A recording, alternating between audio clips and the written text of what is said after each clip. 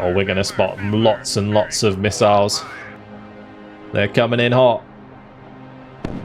That one's gone. Perfect. And the last one taken out as well. Oh, there's way more on the way. Get a nice shot of the Missouri and the Tarawa together. Right now that submarine is moving. It's trying to throw off the torpedoes. It's really, really cool watching them fly off overhead like that. The kitchens have been fired. They're going to loft. Look at that. Up they go. They go super high. See the fleet down there as the kitchens fly past. What a view. What a view. Will I get one through? This one might. Oh, no, it missed at last second. Oh, that is tragic. Oh, it might hit the Moskva, though.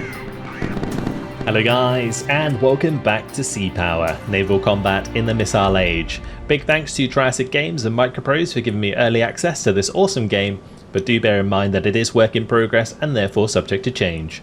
The game now has an early access release date of November 12th, so check out the game and wishlist it for yourself using the link to the Steam page in the description. In this one, we're going to be playing another mission created by myself called Black Sea Blood Bowl. Let me read you the description. 12th of September 1990. The Soviets have forced our hand. After their cowardly attack in the Pacific, we are now in a state of war. Our NATO allies are still unsure in joining the war after nuclear threats. The plan is to convince them to join with the help of a strong show of force in the Black Sea. We have retasked 2 Iowa-class battleships and the Nassau from the Mediterranean that were organising for operations in the Middle East. This plan does have its flaws. We cannot expect any air support from our allies, and there are submarines in the area. Intel reports the entire Black Sea fleet is at sea, inbound from Sevastopol. Destroy their surface fleet. So here we are, and this mission is a continuation of both my Vladivostok and Ready for Bear scenarios. So in this case, we have retasked ships from Desert Storm, and we're going to be bringing them into the Black Sea to deal with the Soviets. Now, before I take you through the ships, let's just go ahead and mark this passive contact, as it is most likely a submarine. We'll just pop a marker on that, and we'll come back to it in just a moment. Let me take you through our ships. So in front of you here, we have the USS Missouri. We have the USS Wisconsin. Both of these are Iowa-class battleships. Very, very mean vessels, that's for sure. Then they are joined by the Fife, which is a Spruance-class destroyer. The O'Brien, which is another Spruance-class destroyer. The Sampson, which is a Adams-class early. The Nassau, which is a Tarawa-class landing ship. And the Jarrett, which is an Oliver Hazard Perry class frigate. So we've got quite the fleet today. We've also got a Tycho here on the front, which is going to be coordinating our air defense. We are joined by a submarine, an LA class Flight 1, and we also have out here an E-3A, which is flying over to assist with air radar mainly, as well as the ability to probably detect some surface fleets. So that's got to get closer before it's going to detect any ships, but definitely going to help us out with air detection. Let's get on with the mission. So since we've detected that passive contact, we should probably go hunt that down. So first things first, we need to launch our helicopters. Let's get the helicopters out and about. We'll launch both from the Jarrett, we'll launch both from the Fife, we'll launch both from the Tycho. We'll leave 2 on the O'Brien as sort of spares, because no other ships have them other than the Nassau, but the Nassau is more of a combat vehicle supplier or aircraft supplier in this case, we have access to 6 Harriers, which can come with air-to-air anti-ship, strike, seed, close air support loadouts. Their weapons include like AIM-9s for air-to-air, the anti-ship is Mark 83 bombs, and the seed includes CBU-100 Rockeye cluster bombs. So that's what we've got to work with the Harriers. And then we have AH-1Ts, which are Cobras. They get close air support, anti-tank, and air-to-air at the moment. Close air support is Hydra rockets. Anti-tank gives you TOW launchers, as well as some Hydra rockets.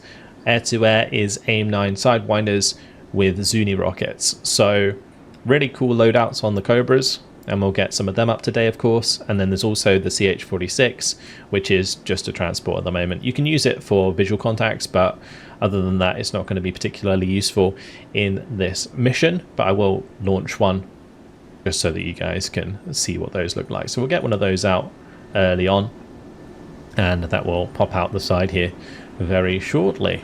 You'll see it in the hangar there as it gets wheeled out onto the platform. Lovely. All right, let's head over to the Sea Sprites, as we need to get these on their way to that marker. We see the second one being wheeled out there as the first one leaves. Very, very cool. Now, as we fly over there, I'm actually going to fly at low altitude, 20 feet. That's because it will tow its magnetic anomaly detector. And this will potentially pick up any magnetic anomalies under the water whilst we're floating towards our target. Once we get towards our target here, we will start laying some sonobuoys, but for now, you'll notice as we go low altitude, the magnetic anomaly detector gets towed out behind. And that will help us spot any enemy submarines under the water.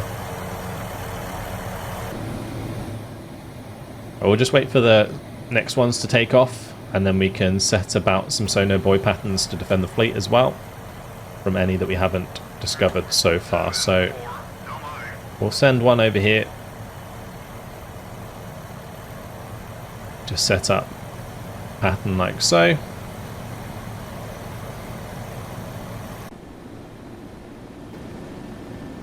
There's the CH-46 taking off from the Tarawa.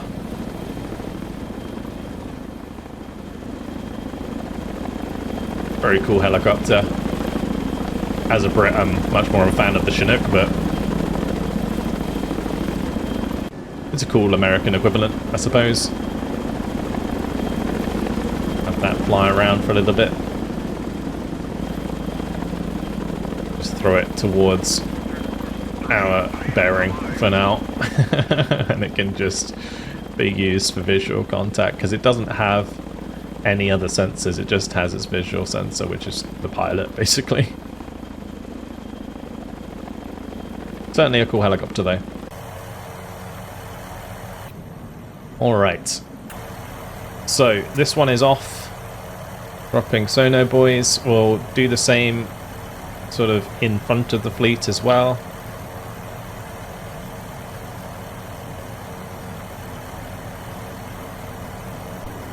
We're going to do the same in this direction. Just making sure that there's none too close. And we'll throw some in this direction as well.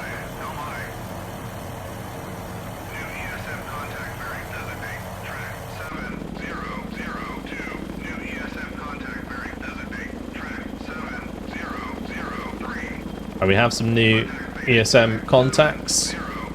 Most likely helicopters that are being launched from the Soviet fleet. We can use that to get some sort of range. So let's go ahead and put down a ruler. We'll do it from the Tycho as that is in front.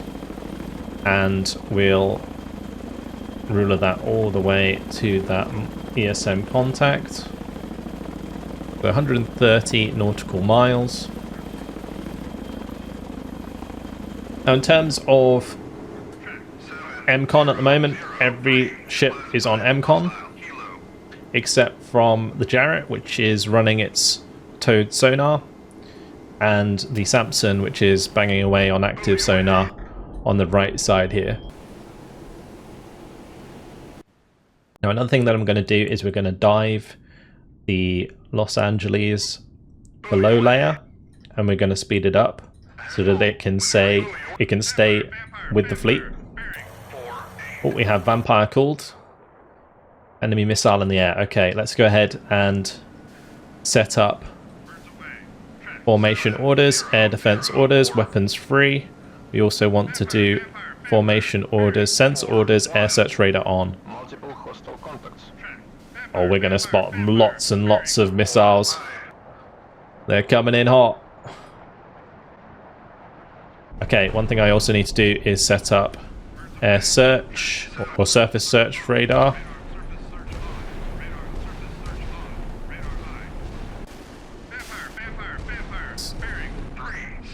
The formation order for surface search doesn't work at the moment, so I'm just going to have to do that manually and hope that none of these get through in the meantime. Oh no! One of our battleships got hit really, really hard. The Wisconsin went down to 1 missile. Oh, that's tragic. Absolutely tragic. We already lost the Wisconsin. Today I was really hoping we'd get to show off the big guns, so we've got to save the second battleship here. Trouble is with those battleships, they are very big radar targets for missiles. And the Wisconsin going down so easy. Not necessarily a big surprise with the swarms of missiles that were coming in. Not defending itself, it's even going to get hit by a second. Oh, that was close. It looks like the O'Brien did get hit before, but it looks like it's going to be able to fix itself up nicely. Let's just take off auto because we need to get rid of that fire. Crikey. Well, the Wisconsin is down already. That is not good news. Alright, let's just edit our formation as we continue towards the enemy. I'm gonna draw in the Samson and O'Brien a little bit back here. Let's have the Tycho just fall in like so, and we'll put the Samson further to the right.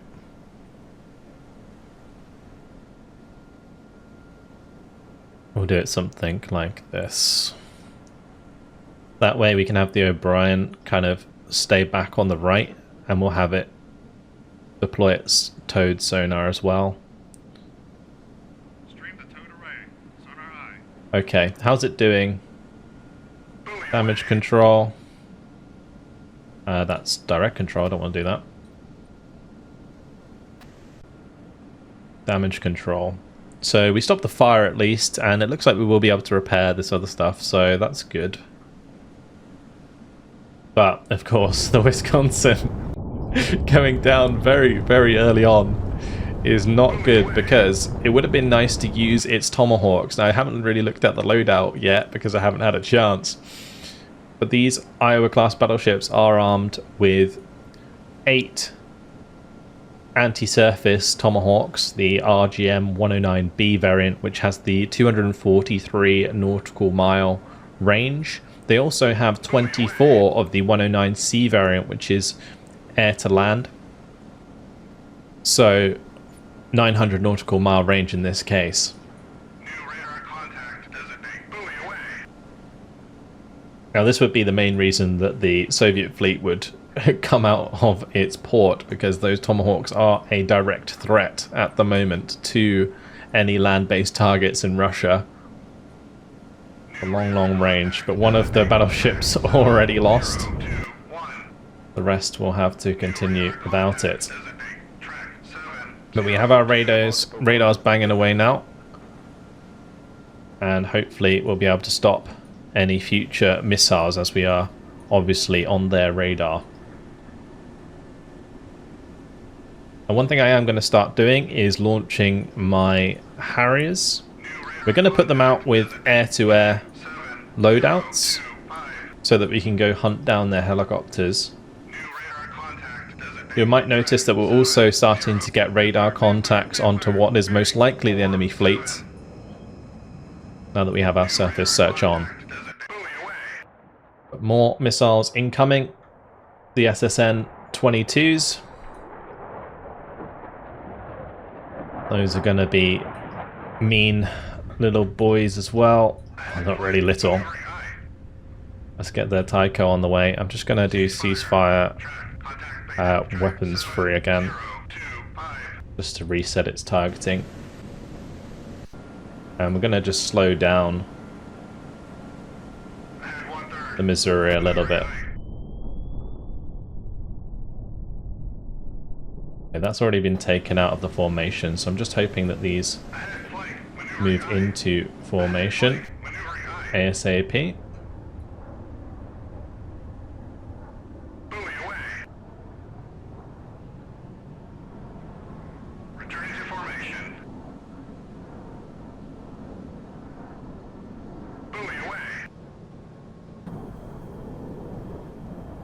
In theory, we might be able to use AIM-9s to shoot these down. So we could put our fighters in the way, but if we do that, we also make our aircraft vulnerable to be hit by these standard missiles that are being launched from the Tycho. The Tycho's launching its standards. It does have the standard 2 missile, which is why it's firing first all the time, because it does have a lot more range than the other standards that the O'Brien, Fife, and the Jarrett have.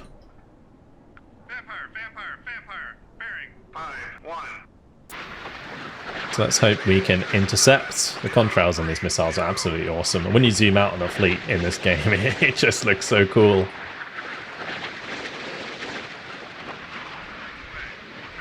Alright, they have their tracks. How are we going to catch them? Looks like we missed that one. They are flying extremely low, and you can hear those missiles missing just about. Now the map here is going to get very cluttered because of all of the sono buoys, but I can turn off the sono buoys if we want to be able to see what's happening.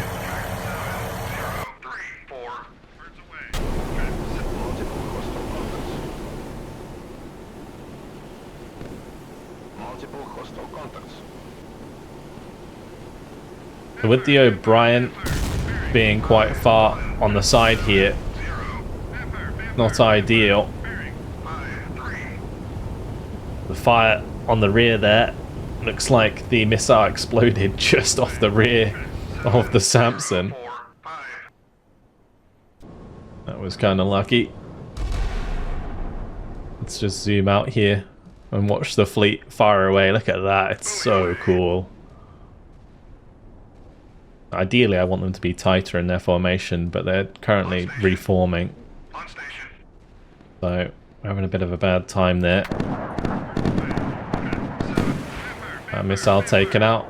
Second one following up. Taken out. Good. Next one. That one's down as well. That one's gone. Perfect. And the last one taken out as well. Oh, there's way more on the way. More of these SSN-22s looking to break through, but they're coming in one by one.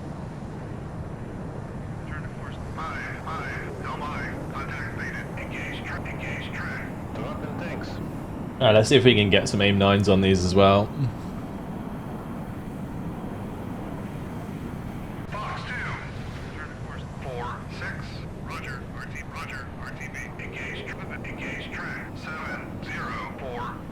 Alright, AIM-9s are going in.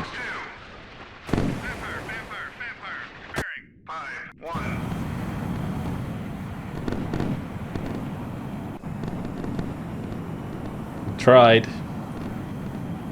Okay, we took them out. Perfect. Let's go ahead and throw aim-9s at these, that they're going to be super fast. There's no way.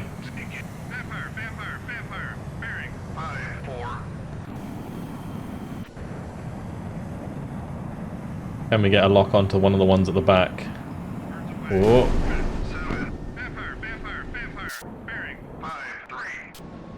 The Jarrett is right at the front there. It looks like it's just about managing to catch these as they come in. The rest of the fleet launching missiles there in the background. Oh, it's just absolutely gorgeous, this game. You even see the Harriers there flying overhead. Oh, it's so, so cool. These are actually coming into land, as they did use their aim-9s to help try and shoot down those missiles. Didn't really work out too well. Tiger 3 and Tiger 4, or Tiger 3 flight, as they're now called, so it's Tiger 3, 2 and Tiger 3, 1. They are still equipped with aim-9s, so we're good to go. Let's go hunt down some Ka-25s. Although they did drop their fuel tanks. What I might do is just RTB them. And we'll launch some more.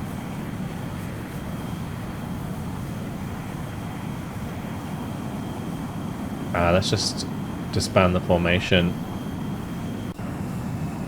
And you can RTB. And you can RTB. And we'll watch them land. So, Tiger 2 coming in for landing. Not quite sure what's going on there.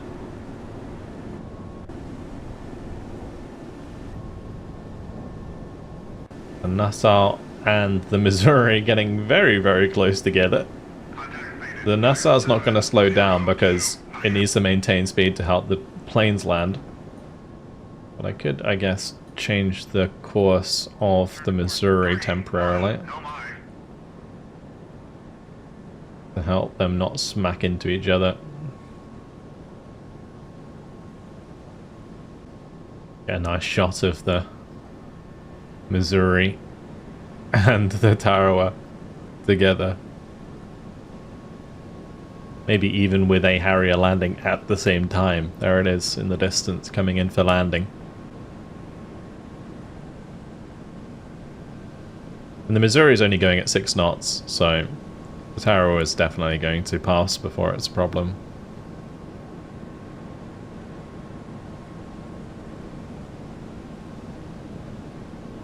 We'll watch Tiger 2 land.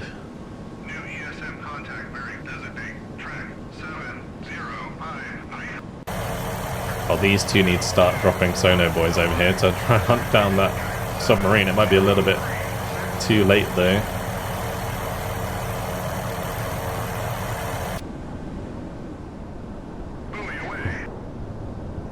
There's the Harrier landing. Very cool. That will be towed back to the hangar. New ESM contact bearing designate track 7060.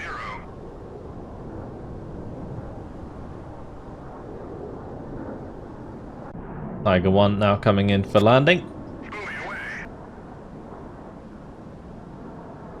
Okay. New passive contact designate While track we are 20 waiting, we will launch another 2 air-to-air equipped Harriers. I might also launch 2 air-to-air Cobras as well. Side lift there, gonna go down and pick up a Cobra. Track 70. So we've got the sono boys out. Classified hostile helo. Make sure that we keep running backwards and forwards at low altitude in between those.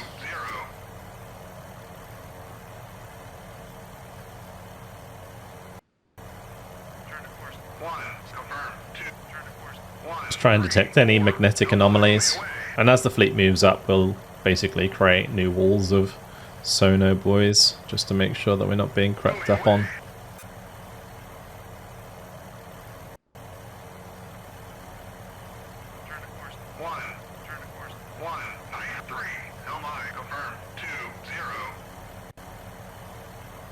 Oh, we do have a contact here. Let's get a little bit closer. Been marked as a hostile submarine.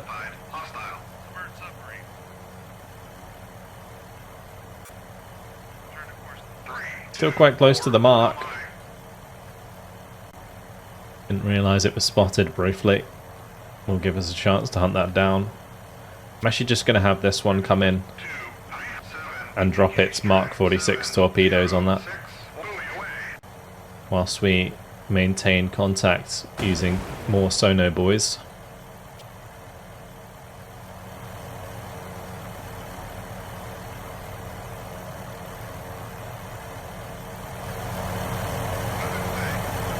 There they go.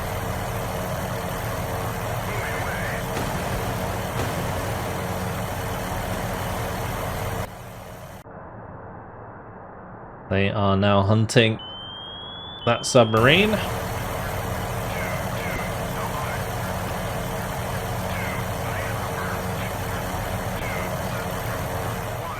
If I need to, I'll drop the next two Mark 46 torpedoes as well.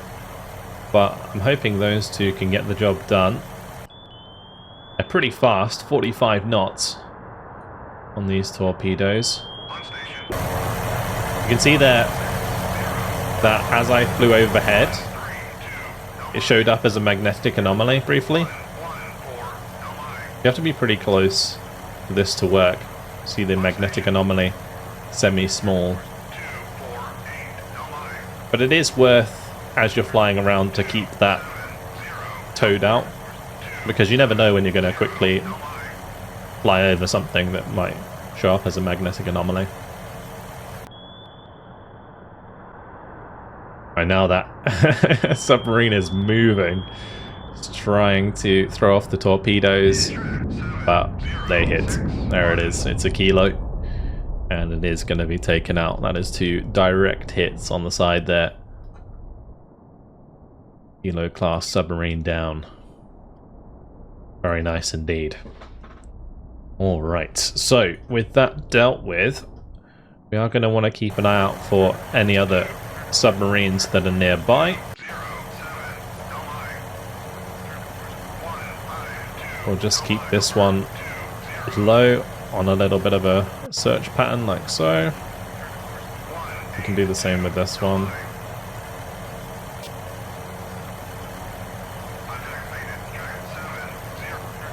Okay, well, it looks like we survived the majority of the initial missiles coming in from the enemy fleet, so that's good. Well, I say survived. Losing the Wisconsin is it's a pretty big loss.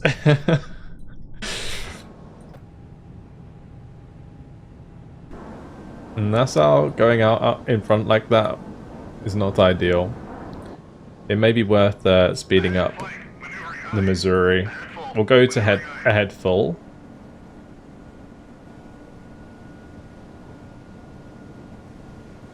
That way we can try and get ahead of the Nassau.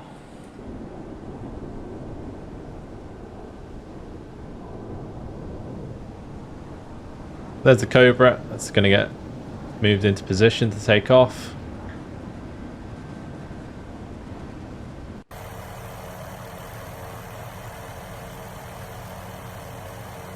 Let's have this just go in a little search pattern like so. Same with this one, might as well just keep them floating about.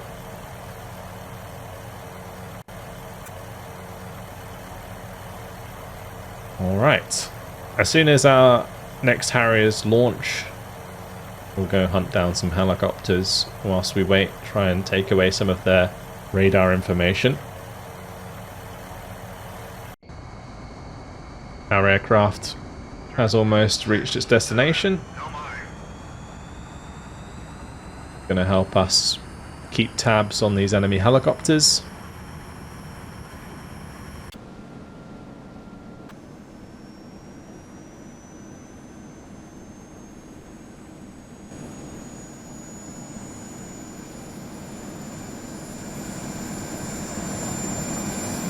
There it is, the Zuni rockets and the AIM-9s ready to go. Now if I get a chance, I will try and launch like tow missiles and Zuni rockets at the enemy ships just for funsies.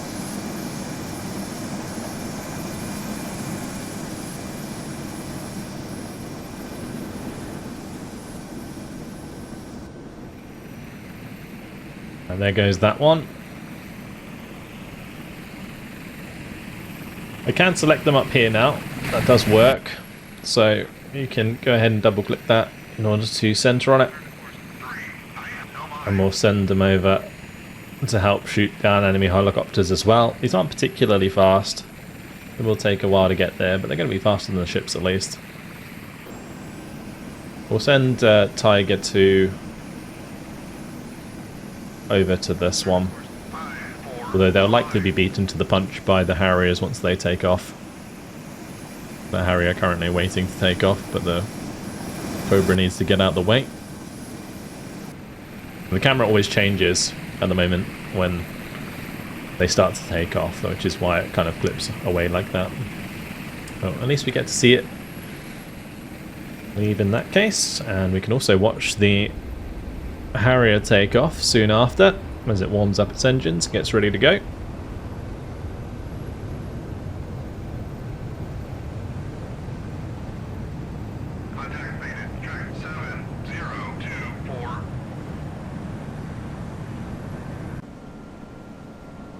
I am going to just readjust the bearing here.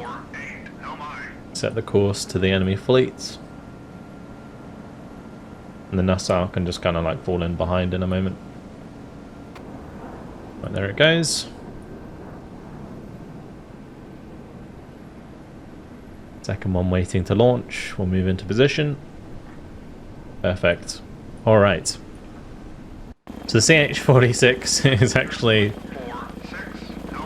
making some progress. I'm going to take it down to 20 feet so it stays below radar. Much less likely to get hit by Russian SAM.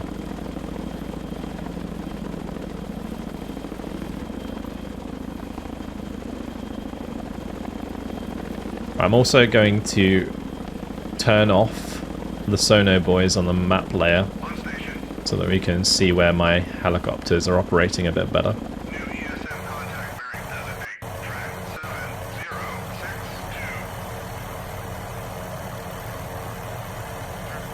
I'm actually going to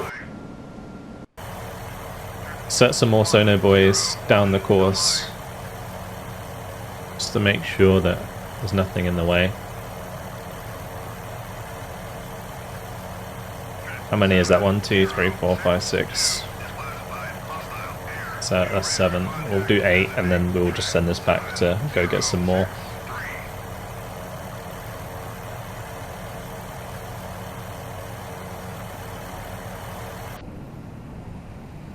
Alright, Tiger 1 and 2. Get on your merry way. You can fly nice and low as well. We'll send you down to 200 feet.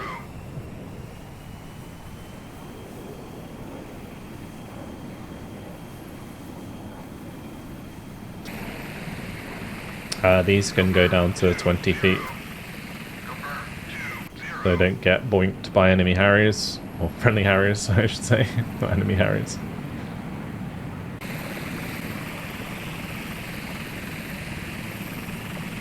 Really, really cool watching them fly off overhead like that.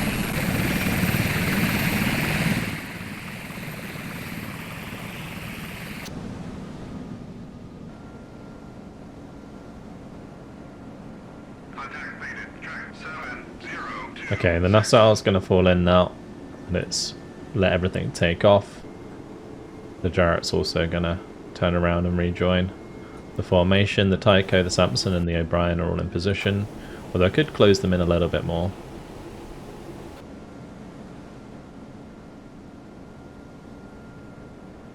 So my aim today is, to use basically all of the missiles all at once. We'll probably send off the Tomahawks with the harpoons so that we can actually get them through the enemy air defense.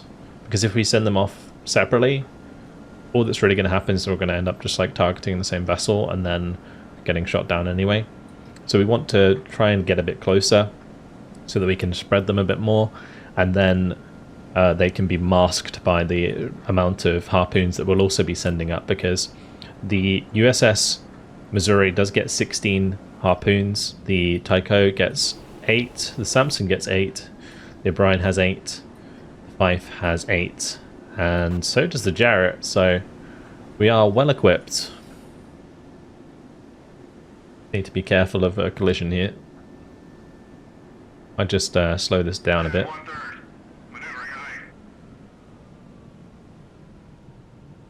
We'll just let it fall behind and then it can play catch up.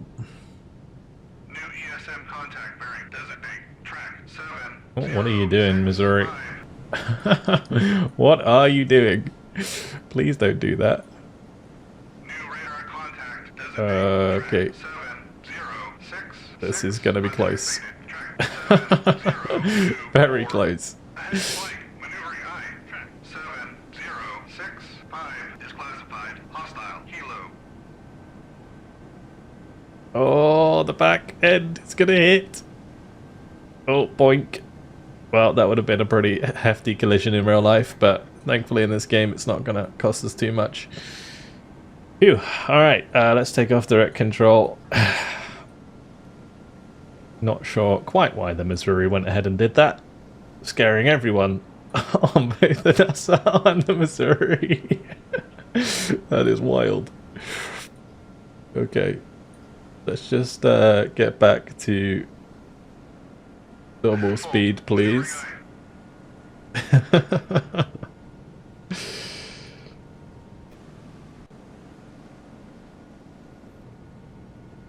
And hopefully the Nassau can just fall in behind. Okay. Yeah, that was pretty crazy. Okay, anyway. Tiger 1 and Tiger 2 are on their way. I am messing around a little bit with time dilation, so if there are any funky bugs, it might be because of that. But hopefully we won't encounter any. The developers have been doing a fantastic job of updating this game. Like, the performance for me has improved no end since I first had my hands on this game, which is why I'm able to bring you this massive scenario today.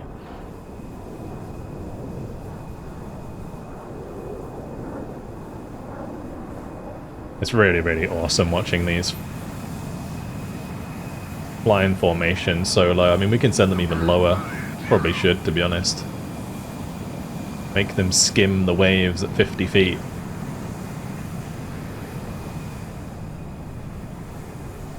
So cool.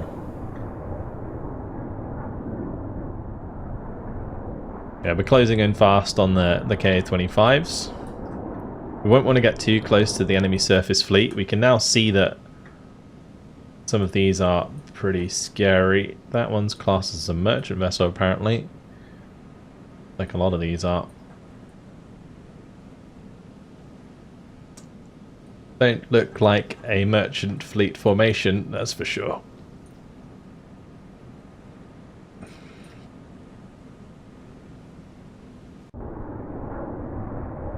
Oh, look how low that is on the left there. You can kind of see because of the shadow. I guess right in front of us we can see the shadow there as well.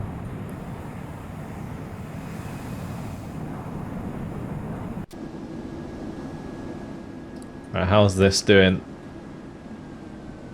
Oh, it looks like it managed to fix everything that occurred because of the damage. I think most of the damage that was caused to the ships that are still alive was mainly due to shrapnel. Like the missiles landing like kind of close while like blowing up midair. It hasn't left any lasting damage.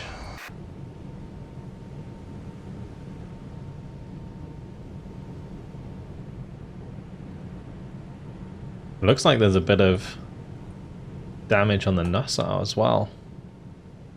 Those missiles certainly were scary. But we lost one battleship.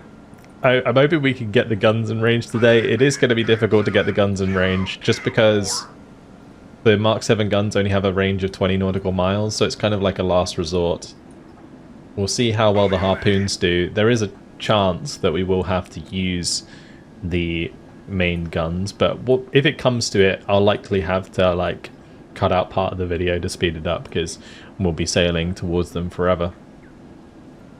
At the moment we're moving at 23 knots and we are 115 nautical miles away. But at the moment we're going to be focusing on shooting down the Ka-25s. Oh yeah, we also have enemy air contacts. And these are Tu-22s coming in from the mainland. They have the AS-4 Kitchen missiles. Now these have a range of 180 nautical miles, which is very significant. There are 2 waves of these on their way. That's going to be tough to deal with. And we could try and get our Harriers to engage those, but they're almost in range, I think. Let me just draw a ruler to those. Yeah, they are technically in range, they just need radar confirmation, I guess, like a track to fire at, and then they'll unleash those kitchens on us. That's going to be scary.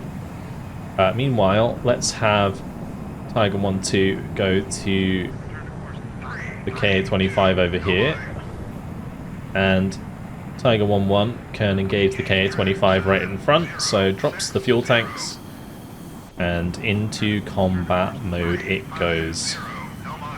I want to see if I can watch these fire their kitchens, because it is very cool once they do. I'll try and keep an eye on it as they close in, but I also want to watch Tiger 1-1 engage with its AIM-9, and there it goes.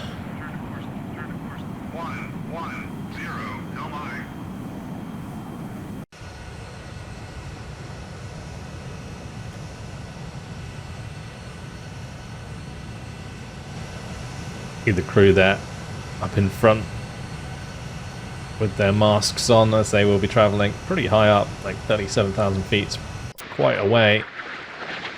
The AIM-9 looks like it's going to plough right into that Ka-25.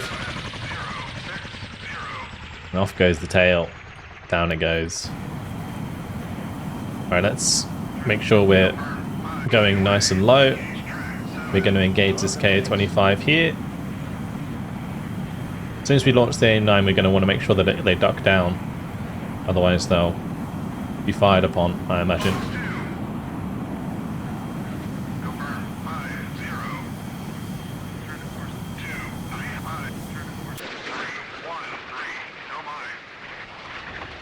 That going to be another successful hit? It is. Oh, there they go.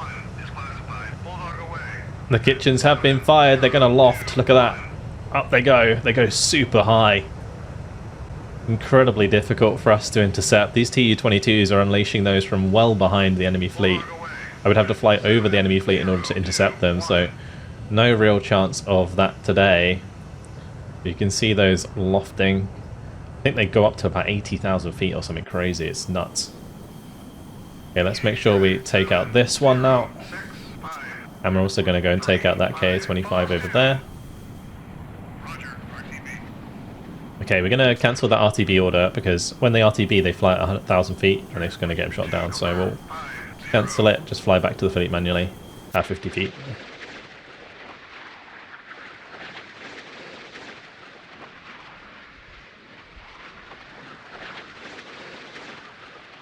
We've got to hope that AIM-9 hits the mark. We'll throw that one in here as well.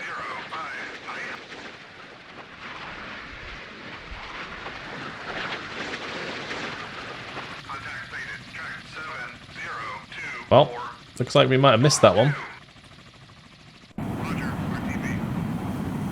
Alright, he's RTB, so let's go ahead and cancel that order again.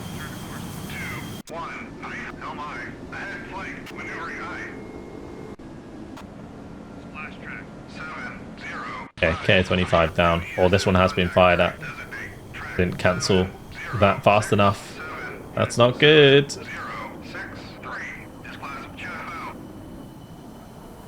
we will chaff plenty and hopefully throw that off.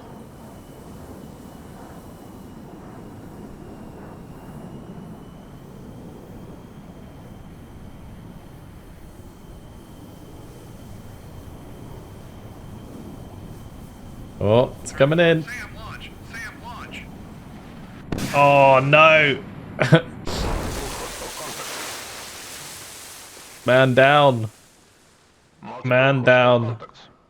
Oh, we have the kitchens coming in now. And they're traveling at 60,000 feet.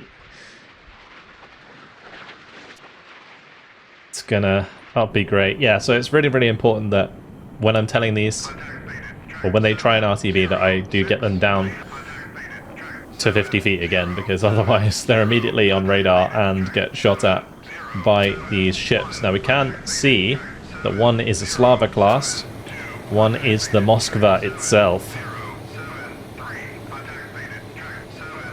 The Slava's likely launched all of its missiles so far. It has access to the sandboxes that we took on earlier. Those are the ones that form up into formation and hit us all at once. The main reason that the the Wisconsin is on the floor right now. So, yeah, unfortunate. Alright, I do want to tighten up this formation a little bit. Let's just zoom it in. The Fife can sort of move up, the Jarrett can move over a little bit. We'll bring over the Tycho a little bit more. Just tighten it up.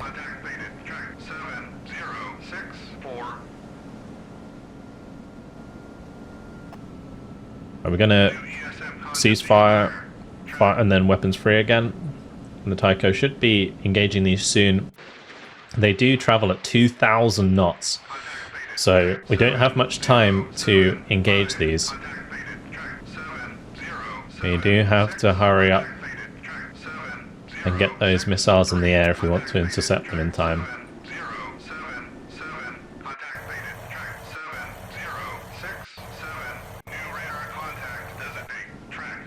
Multiple hostile contacts.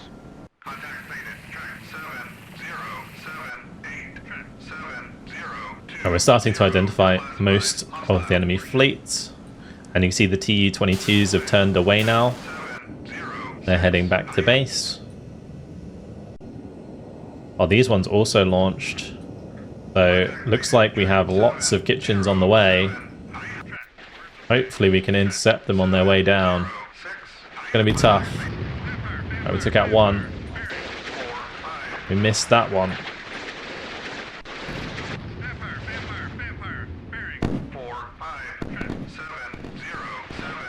See the fleet down there. As the kitchens fly past. What a view. What a view. Oh, there goes the Tycho. The Tycho is taken out.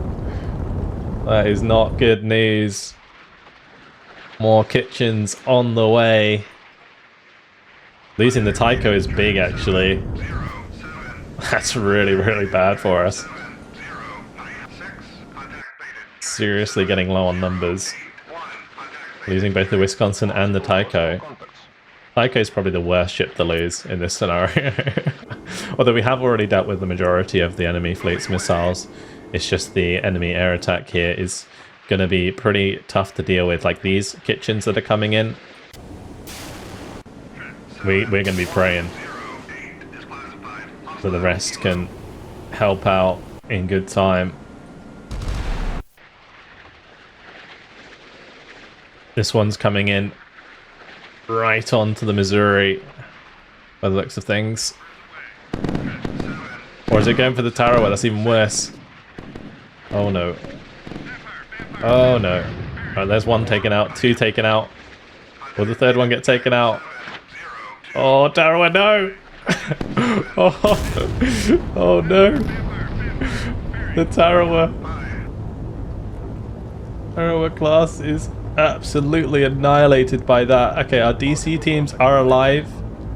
That's good. We'll need to make sure we put out these fires, and it might just about stay alive.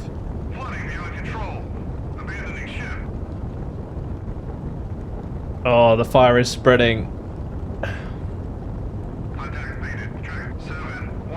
The flight deck is out of commission. Oh, even more kitchens now coming in. It's really, really tough right now.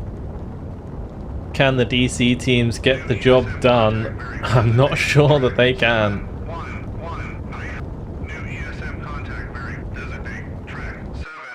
Oh, we got torpedoes in the water as well. Okay, we need to drop sono boys on that course.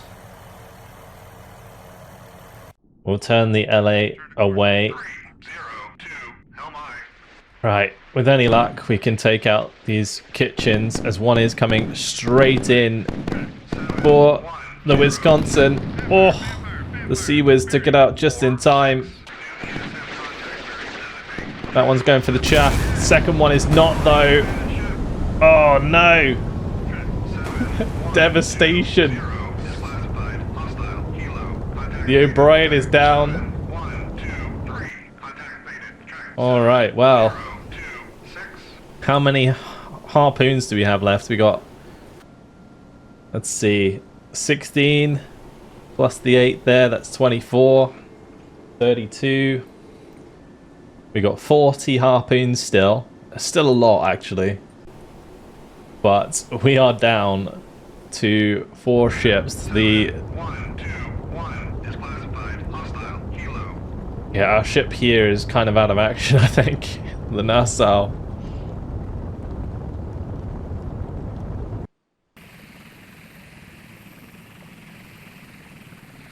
Well, these helicopters are going to have to help deal with all of these Ka-25s. Oh, it looks like my...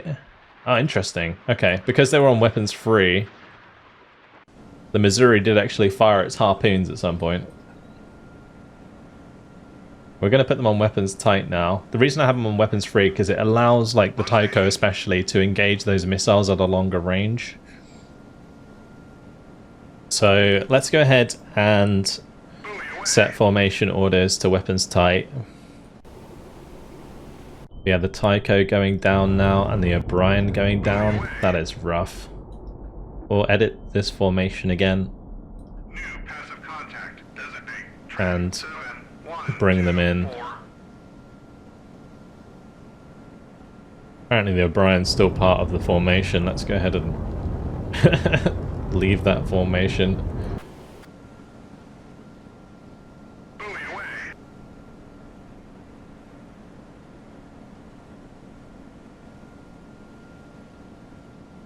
So, pretty accurate representation so far of what would happen if US warships were to move into the Black Sea. Were to move into the Black Sea sort of undefended. We actually have a visual on that ship. So most likely a Krivak or a Rogov. Thanks CH-46. Basically dipping its nose in the water. I think it's tracking the LA. Let's just slow down. And try and dip to the right. Let's drop a sono boy.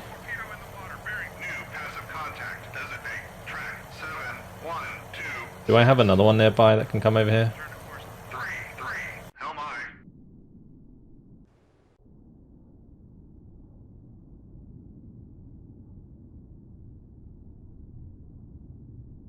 Contact baited. Track 7024. Okay, let's have a look at these Tomahawks that are moving in. Maybe they can hit something. It looks like they are going for one of these ships. It's next to the Slava. 7127 is classified hostile helo. They are going to see them coming from a mile away, so I don't expect any of those to get through. 7126 is classified hostile. Oh, we just got a ping on another. Submarines are now causing us issues. And here come the missiles from the enemy fleet. You can see them all lifting off in the distance there. Well, the Tomahawks are moving pretty low. Like 21 feet, 550 knots.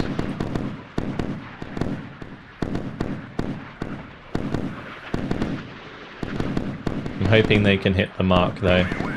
It'd be really good if we could take out at least one of their enemy ships. Their first strike went really well, taking out my battleship. Those kitchens did a number on me. Really, really rough so far.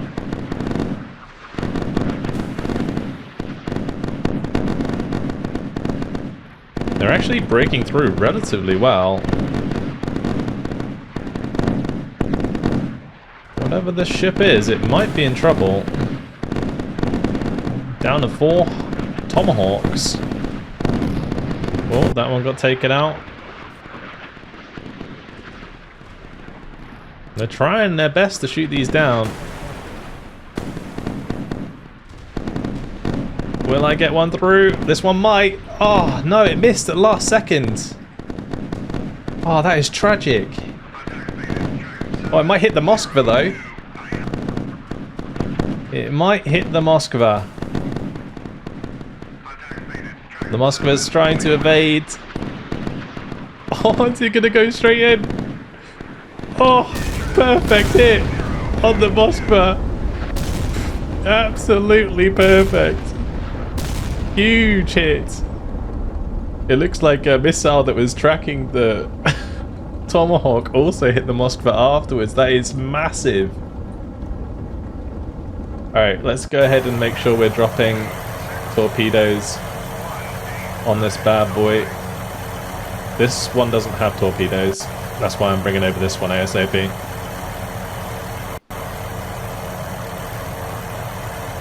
We're going to close in on this one. I might just drop the Mark 46s in on that. This one can attack that with the Mark 46s as well. We're going to have to go ahead, flank, and dive. We need to get away from those. Can I target their torpedoes with my own? Yeah, I'm going to do that.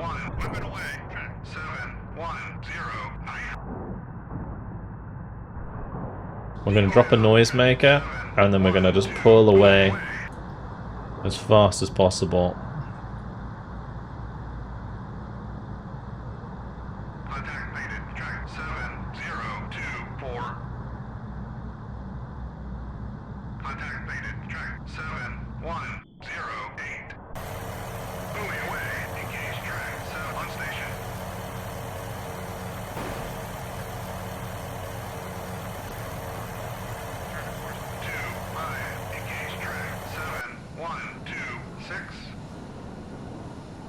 It looks like they are reacting to that. So let's just move away in the opposite direction, actually.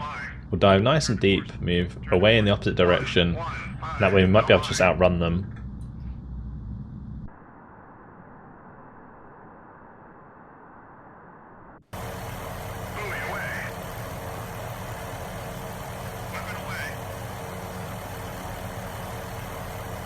Nice. So Mark 46 coming in from both ways. This Mark 46 coming in very, very quickly indeed. Another one coming in from the opposite direction.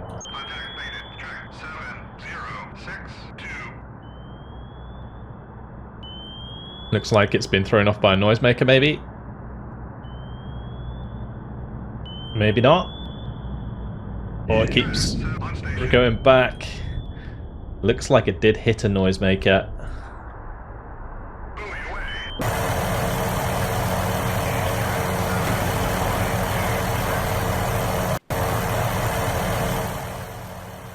Okay. Let's just check where my sonar boys are. The sonar boys do time out. Contact faded. Track 7065. Okay, we're still good. Weapon away. We're covered out in front, at least.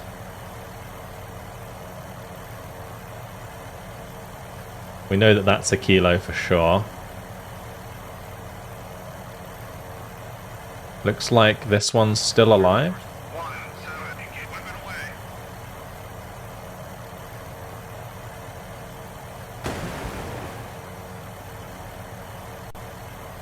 I'm gonna let this one RTB. Because that one was low.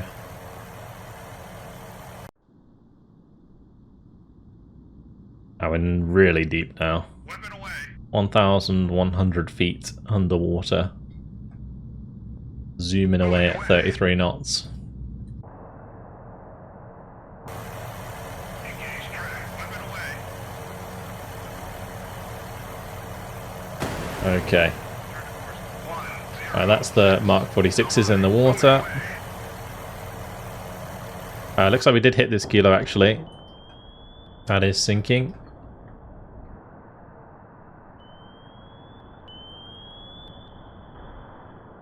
Yep, that is a goner. We did hit that one. Will we hit this one as well? Oh, it looks like we're going to. These kilo submarines. As soon as they fired, we heard them.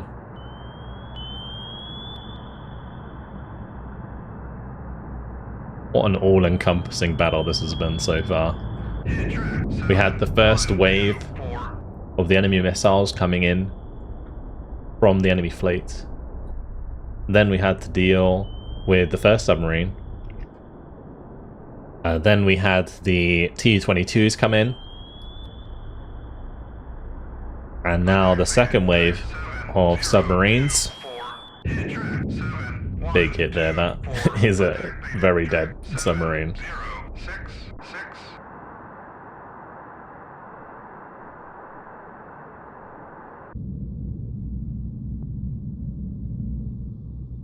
Right, our submarine is out of there, and these Mark 48s are making as much noise as they can.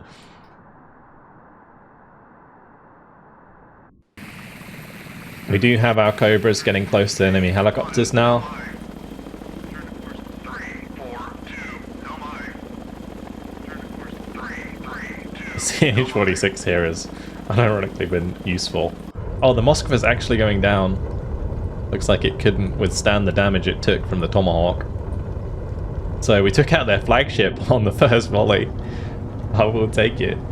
I will take it.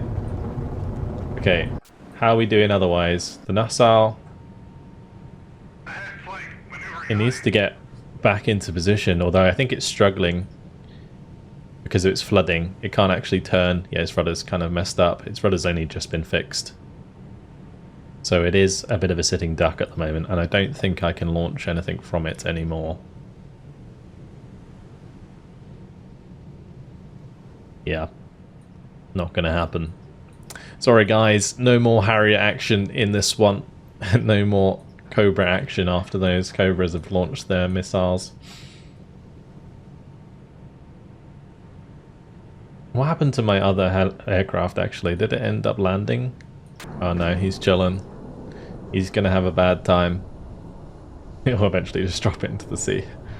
I don't think he can RTB. Roger. RTB. Maybe he can. Be a rough landing, that's for sure.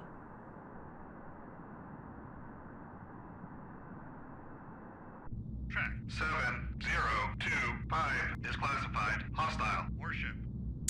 Okay, let's just send these back to base. These sea sprites. 02. And then we'll send them all out again. Actually, I say that. Some of them won't be able to return to base. Because they'll be underwater.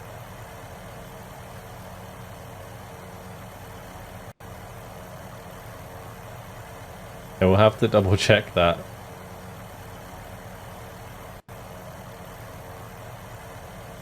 I don't think this one can RTB. 116 no mind. Turn to course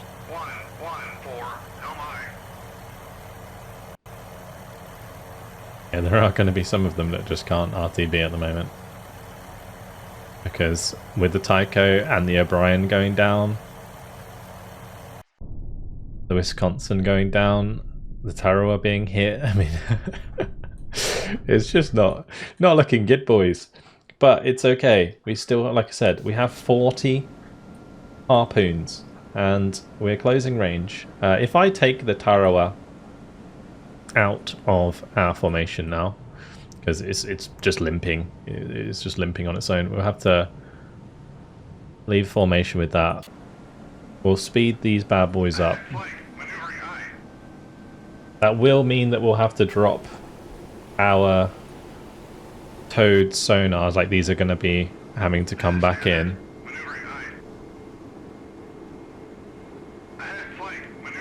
And we're not going to be able to deploy them at that speed, so that will get pulled back in. But we can put active sonar on to make sure that we're not snuck up on by any more submarines. Looks like these won't have the range to reach us, they'll eventually just die out. And we'll have the LA class join this fleet.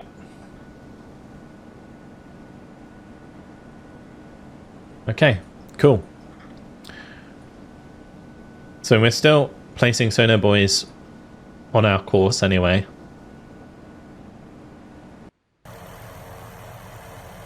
So that's good. And this one can continue what the other one started.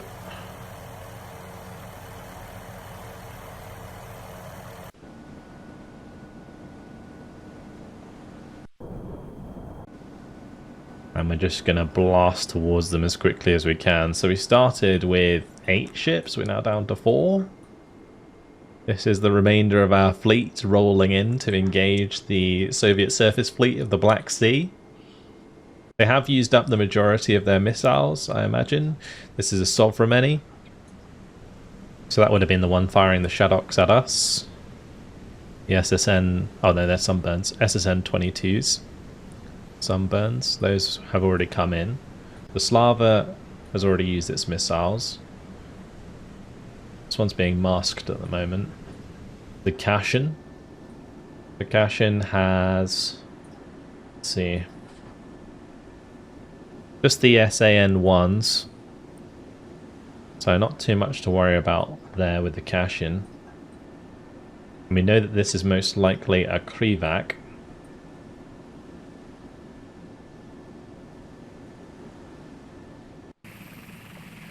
Right, we're getting close into the KA-25s now. Let's get the AIM-9 to engage.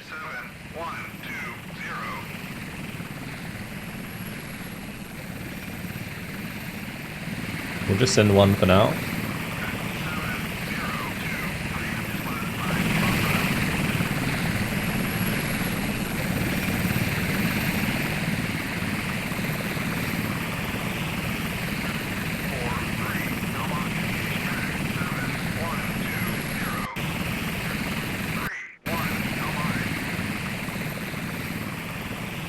Not sure how close we have to be to engage that, so I'm actually going to drop down again.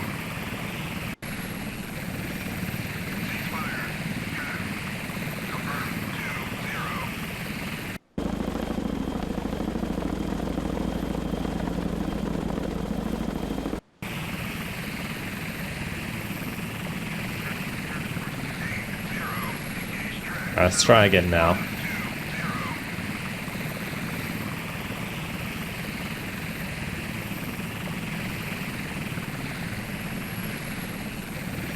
It might need visual contact. The fire maybe. Shouldn't do though.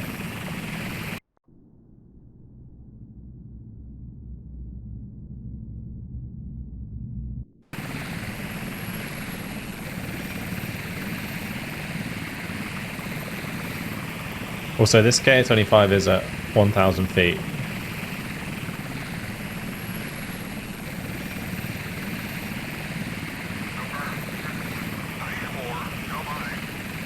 Let's just get a bit closer and try again in a moment.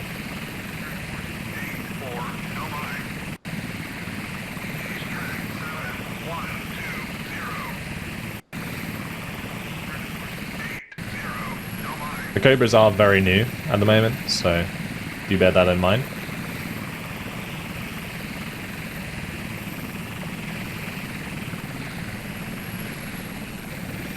So I would say in theory it should be able to engage at the max range of the AIM-9. There's a radar warning receiver. That's just for if it's fired at itself.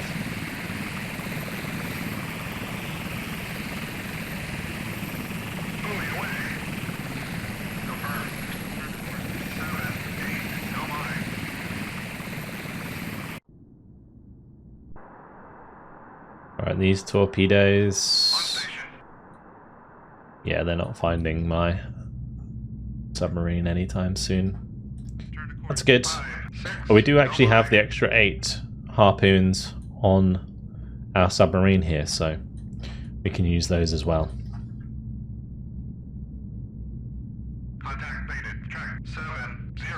Alright, let's turn off sonar buoys again on the map layer.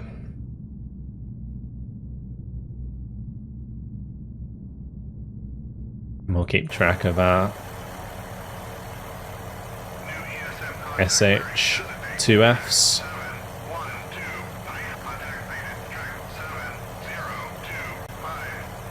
Although these are all floating about here still.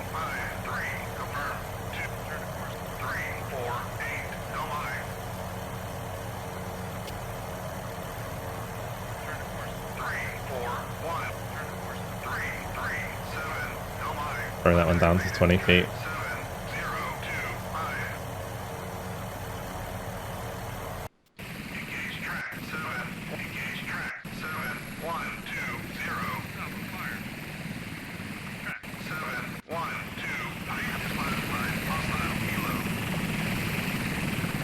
Right, we can definitely see it. I'm just hoping we can take it out. It's engaging with its 20mm. It's gonna fire at it with its front gun. That's crazy.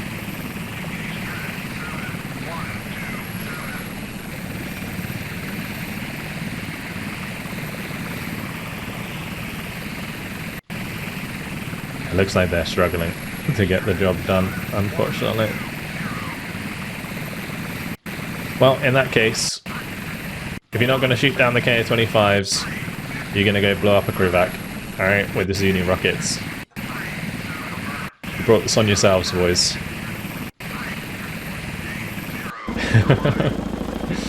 Okay. Let's bring the E-3A forwards. NASA's trying its best to turn around. It looks like my aircraft... No, it didn't land. It was trying to land, but it didn't land.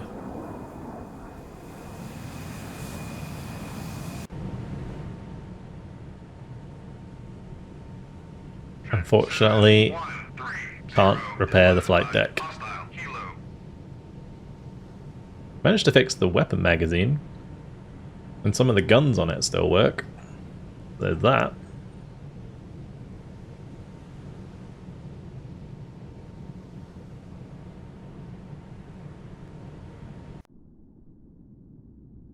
Okay. Right, next up. Tiger 1 attack on the Krevac. See if that works. If I put my helicopters over here and come in from this direction, like so, then there's a good chance of friendly fire here, I think. Also, I'm not sure if all of these are trying to chase the CH-46 or something. I'm not sure why they are traveling in that direction. We're going to want to try and close the range as quickly as possible. We are now coming up on 90 nautical miles. We need 65 nautical miles in order to fire our harpoons. We don't really want to be within that, because then we start having to deal with like goblets and stuff.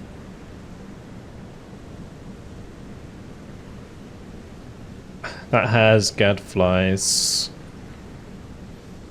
think the Moskva is the one that would have the goblets, yeah. 30 nautical mile range on those, but we already took that out, so no worries. The Sovrameni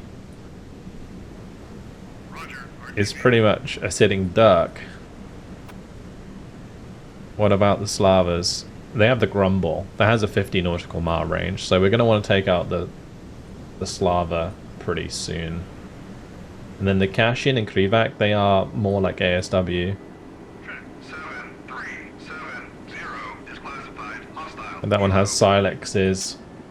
The Kashin here has the Goa.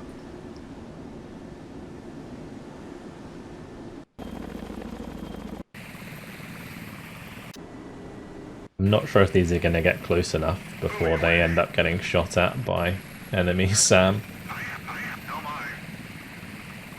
Oh, now the Tiger 1 is evac bingo. That's not good. Oh, we managed to get one helicopter back to base, so that's good.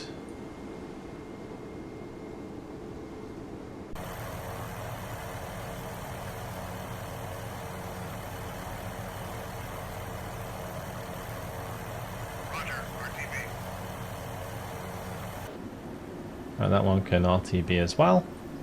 Perfect.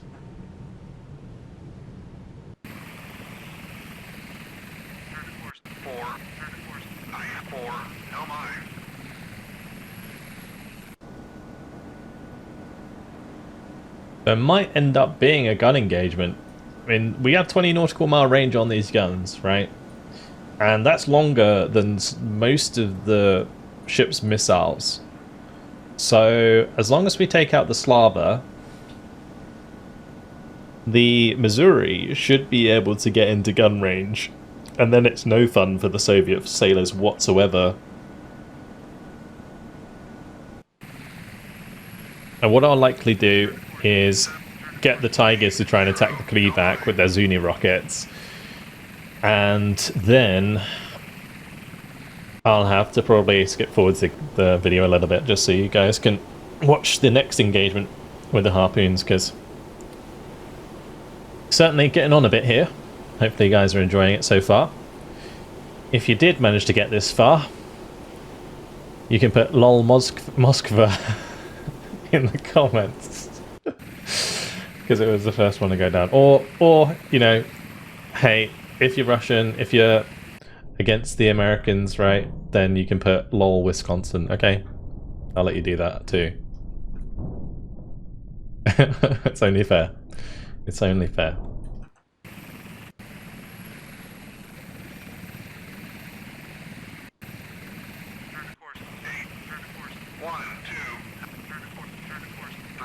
We'll start closing a bit of range here. The Zuni rockets can actually be fired at decent range.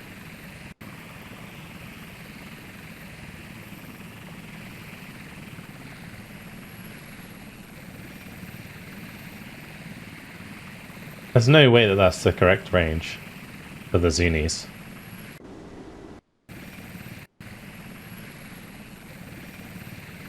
The Zunis are big, like, are they 200 millimeter rockets or something? It's crazy. Well, I think they're 122 actually, now I think about it. See them on the side there. Big chunky rockets.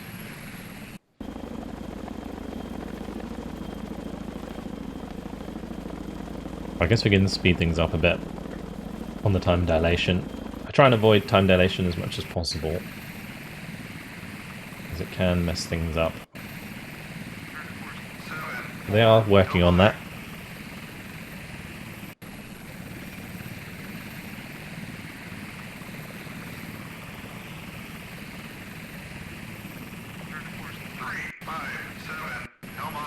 Right, I still run with Tiger 2. Tiger 1 can get into the same angle. I'm just looking to see if they end up friendly firing a little bit. If they send up some SAMs.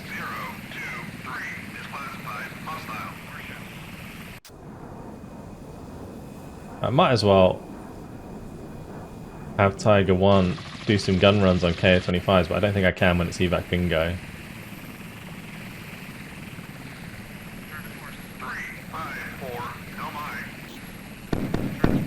Whoop.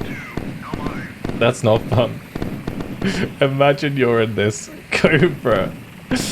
You've got flak landing around you. Oh, it's not a fun place to be. Looks like this one is not being fired at yet though. Wild.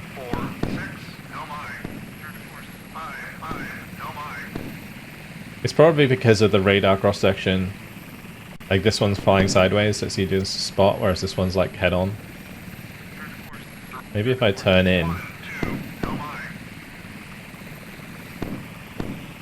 we'll fall off radar.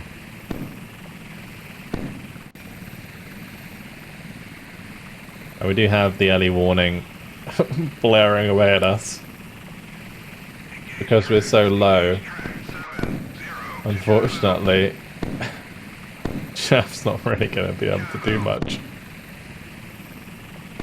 Oh, it looks like we did throw that one off. They know we're here now, so we might as well just get into attack pattern. At least we can then use Jaff.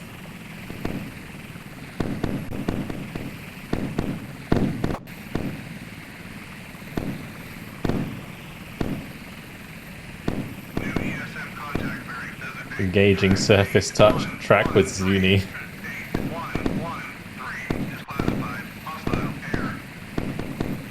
Getting into range. Hostile air, that's probably the Tu-22s returning to base. Oh, closing in. Oh, the Cleavax fired its own missile at us. It's not good.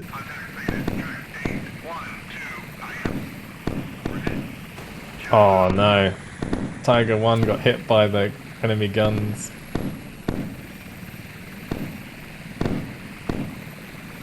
I think the missile's going to go right into this one. There's no way. Oh, the chaff was just a bit late there. I was trying to like make it chaff as quickly as possible. What a shame. Alright. Well, where are we at now? 82 nautical miles. Alright. I will see you guys when we're in range. We're just coming into range now. It has been a little while if you've been paying attention to the time. But we are now within range of the enemy fleet, and we have full visual contact of the enemy fleet. So let's have a quick look at what we're up against. There is 2 Krivac 2 class, we have 2 Kashin class, 2 Sovramenes, and a Slava. So the main priorities to destroy are the Slava and Sovramenes, and then at close range we can clean up the Kashins and Krivacs if we need to. I have brought the submarine also into range, and we've also put it to shallow depth so that it can fire its harpoons out of the water. So the way that I'm going to do this is we're actually going to pause the game, and then we'll set up our attack, and then we'll let it go all at once. So that's how it would work IRL. So let's just go ahead and do the torpedoes. First, we'll send 2 at the Submarine, 2 at the Slava. As they get closer, they'll pick their own targets. So we're going to do this in 2 waves. I'm going to do a salvo of 4 from the Fife towards the Sovremeni. We'll send 4 from the Jarrett, the Slava. We'll send 8 from the Missouri. Straight at the Slava. And the Samson can just spread a few. Or just do like 1, 2, 3, 4, something like that. And once they've fired and they are like mid-air, we'll then fire some more. So off they go. Really, really cool watching them fire off of the Missouri. They fire so fast. Like all of them fired at exactly the same time. Whereas it's going to be a little bit delayed on the Fife. Actually, I think the Fife has the big launchers as well here, yeah. but the Jarrett is going to have to use its launcher on the front, I think. So that might take a little while to fire its 4. But the Samson has fired its harpoons. Missouri are firing its harpoons. Now, apologies if you notice a little bit of frame lag. Unfortunately, when you're in mission for like over an hour, it does get a bit choppy. But as I always mention, the developers are working on it.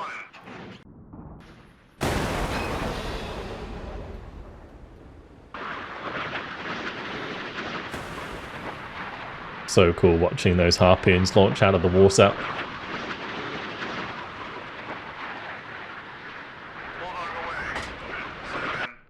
So that's going to take a little while to reload. You can see the tubes there. They take like 15 minutes to reload real time. So we won't be able to fire more harpoons out of the LA Flight 1 just yet. But those are in the air, and that's part of our first swarm. Just over 20 harpoons on the way. Jarrett's still got to fire its last one. Off it goes. Those coming in a little bit delayed is not too bad actually on the backside of the initial volley. Because all of these ones that are fired by the Missouri are coming in at like the same time. Almost exactly the same time. Not a huge fan of how close they travel there, because that might cause them to get hit by the same flak. But that's the first wave away, and when they get about halfway there, we can send off the second lot. Also, I do need to speed these up again. I slowed them down so that the Los Angeles Flight 1 could catch up. But we'll just dive this back down while we're waiting for the reload. We'll just go below layer so that it can make some speed. And these ships can speed up. Perfect. Nassau's still limping behind. At some point I might use a command to fix this up just for the funsies. I was just thinking about that. I could probably try and fix it. Just so that we can put out the Harriers towards the end of the scenario.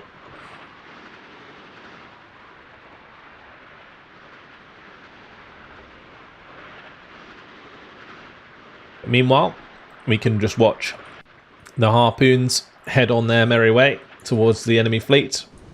And since we have full visual contact on the enemy fleet now, we can kind of zoom out and watch them engage.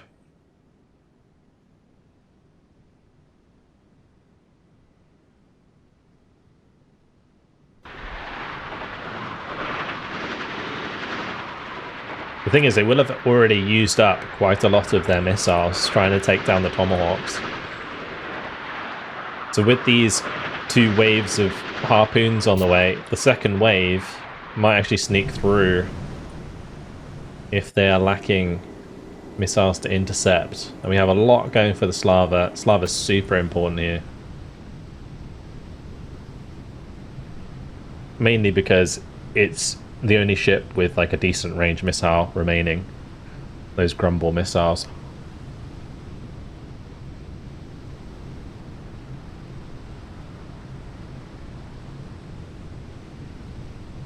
New ESM contact bearing designate track 971I.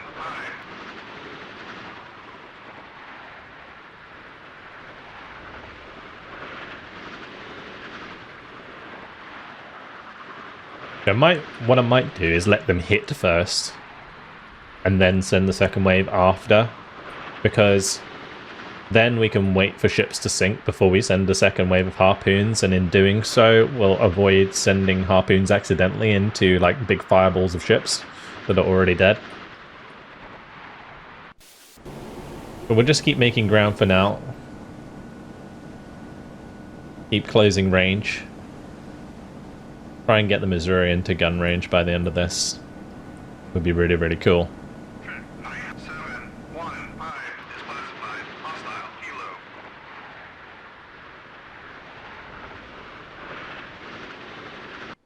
The Moskva long gone. And then so is the Wisconsin, the O'Brien, and Tycho. Not good. We also did take out 3 kilo submarines though, so can't be too displeased with that. And if I go to the map, all these SH2Fs, I changed their altitude from 200 to 20 because they were all too high. You might also notice that I set up the range circle so that I can see the range for the harpoons. Let's go ahead and put weapons sonar buoys on. Yeah, our channel for the sonar buoys is still good. Protecting the fleet.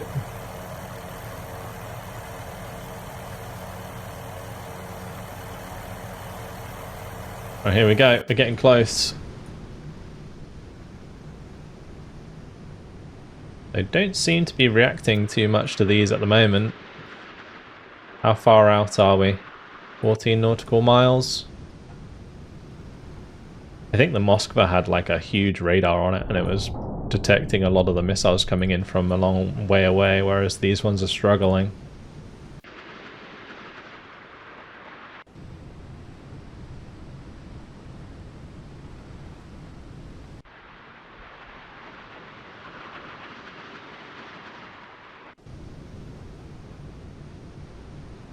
They're just not seeing those?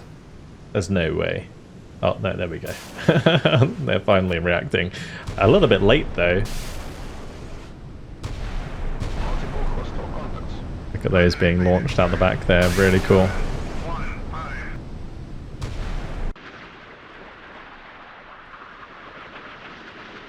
Right, they're picking their targets. Some of them have switched to the cash-in. We've still got some heading for the Slava. The Slava is the big kill. The kill that we would want to get. Oh, there goes one of the harpoons. Pretty cool how they go into fireballs when they hit the water like that.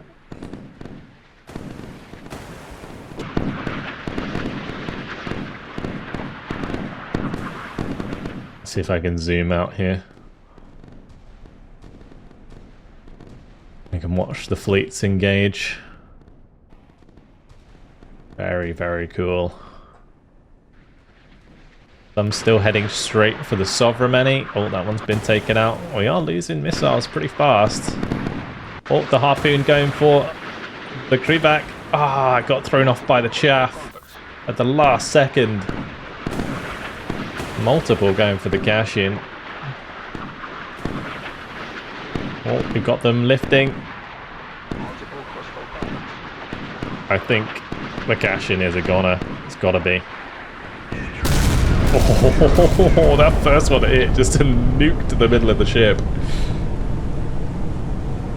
Absolutely annihilated. Oh, we might have one hit the Slava. Will it readjust? Oh, it's gonna miss. Just. That is sad.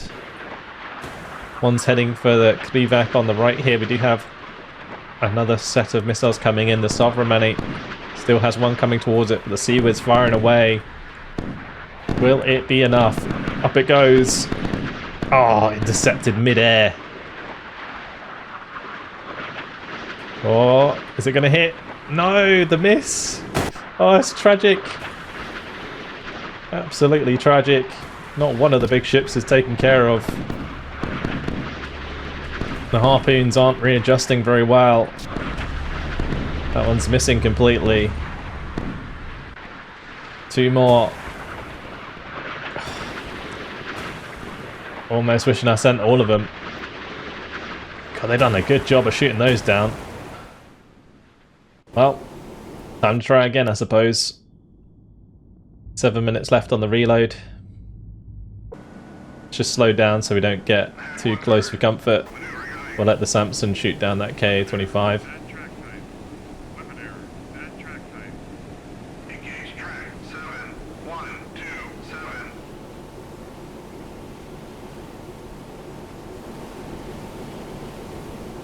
Just got to turn.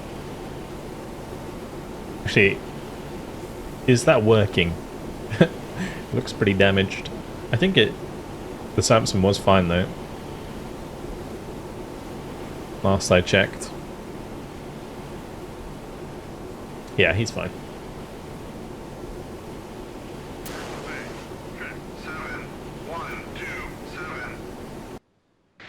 We do have what looks like grumbles being thrown at us.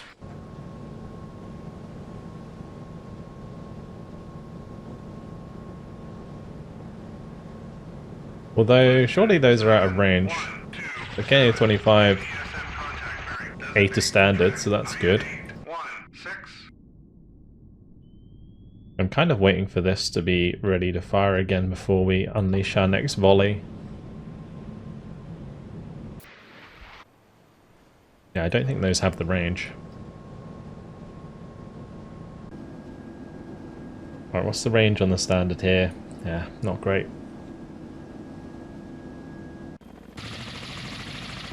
You see my CH-46 still flying backwards and forwards over here.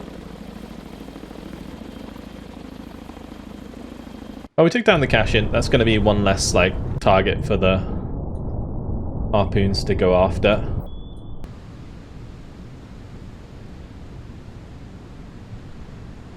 But I really do need to take care of that Slava.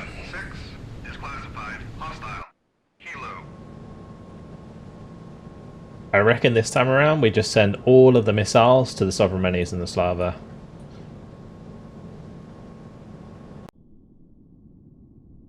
Speed up time a little bit so that this can reload.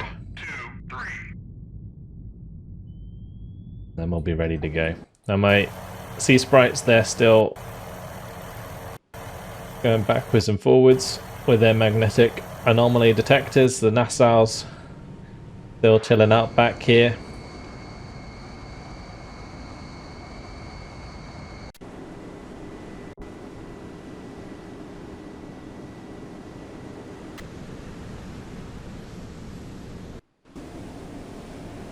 Okay. I mean, it is only 4 missiles. It might actually be worth just saving these and then maybe after the next attack it would be fine. So I don't think 4 is really going to make all that much difference. We could just launch now.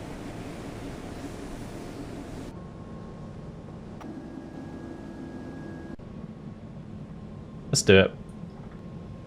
Alright, I'm just going to pause it again whilst we do this. And we'll do a salvo 4 on the Slava. We'll do a salvo 4 on the Sovereigny. We'll do another salvo 4 on the other Sovereigny. And then the Missouri can send all 8 at the Slava.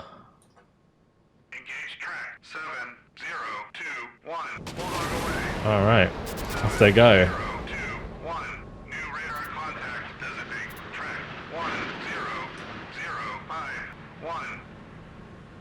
So in some ways it would be better not to salvo fire from the battleship so that they are slightly more spaced out. The other thing we can do, now I think about it, and what I probably should have done already, is used some of these other Tomahawks to help waste their missiles. Because whilst these can't track ships directly, they will still try and shoot them down. So it would have been a good idea to launch them maybe preemptively. Yes, Commander. Yes, Commander.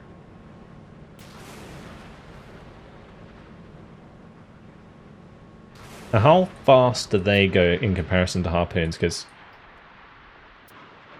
they are slightly faster. So maybe they'll still help.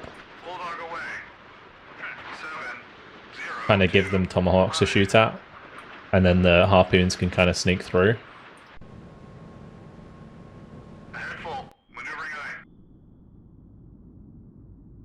Okay. Well, as soon as my Los Angeles class can fire away, we'll make sure that it unleashes its harpoons as well.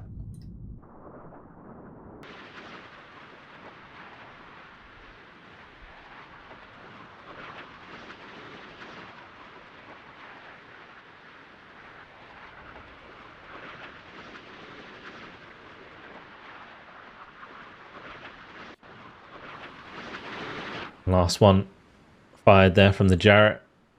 Bulldog away. I still got one more to go. 2, 1. Full view though, as it fires away. Again, sorry about the FPS. As we get later into the mission, it does suffer.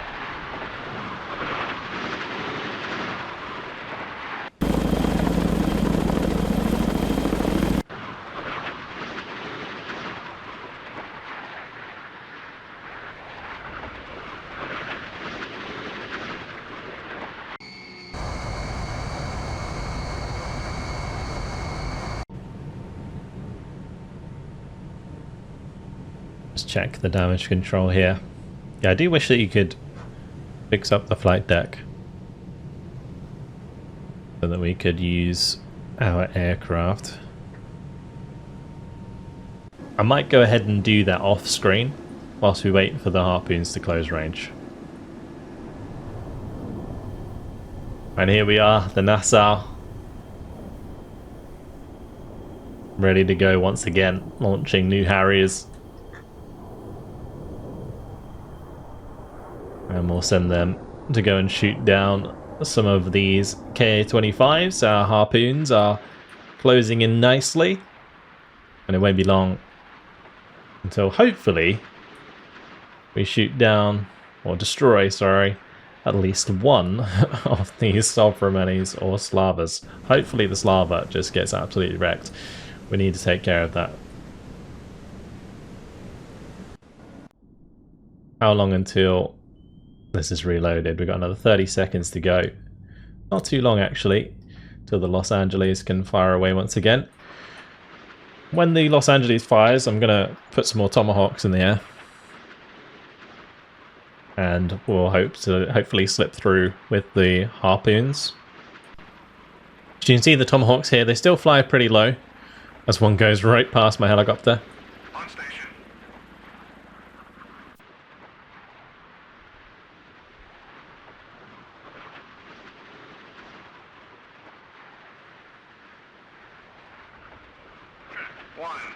Track 1005. Turn to course 38. Helm aye. Confirm 50.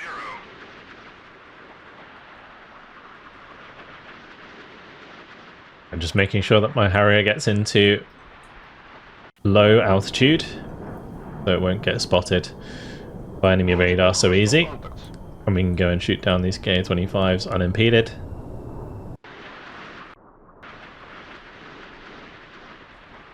It looks like the Tomahawks have actually sort of merged in nicely. And hopefully they will be targeted by the enemy air defense.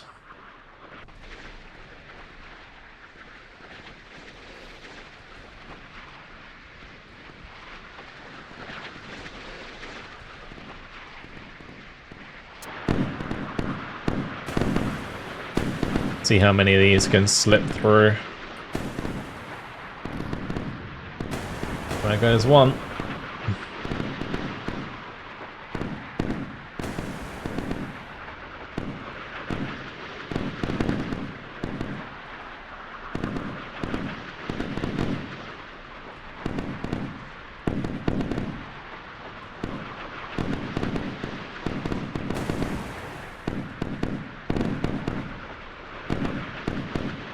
We're getting close. We are getting close. These two might be able to smack straight into the Slava. Enemy missile just missed. Oh, it hit one of them. Up it goes. Oh, the Seawiz hit the mark. It's reloading. Oh, this could be perfect. Yes! A direct hit. Huge. And another. Oh, yes. There goes the Submarine in the background. The Slava going up in smoke at the same time. Massive. Absolutely massive. Can we take out the other Submarine here? It looks like it might have worked. The Tomahawk. Oh. The Tomahawk almost threw off the air defense there.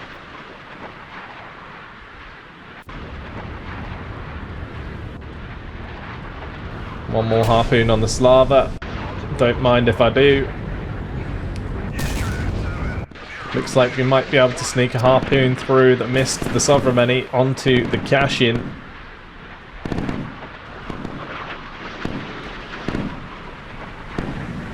There it is.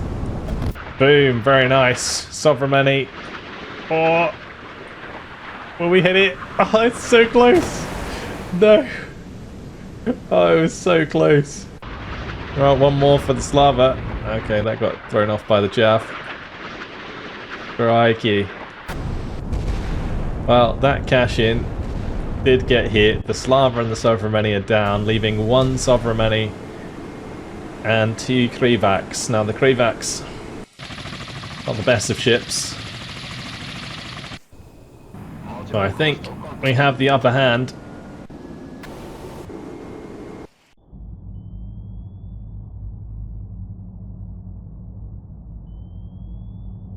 Time to launch the remaining. Hit track. Engage track. Engage track. Engage track. 7-0. So we'll try and take out both the Krivaks and the Submarine. I'll let the Missouri fire off some more land-based Tomahawks to throw off their air defense. Yes, Commander. Yes, Commander. Roger that. Bulldog away. Confirm. Confirm. Confirm. Confirm. As soon as the Los Angeles surfaces start Bulldog away. throwing out its harpoons.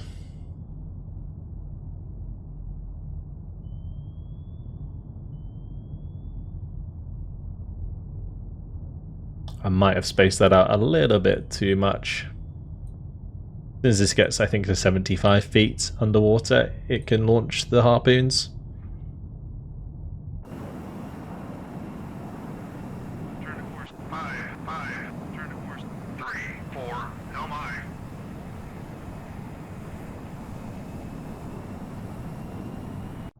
We can always launch more Tomahawks.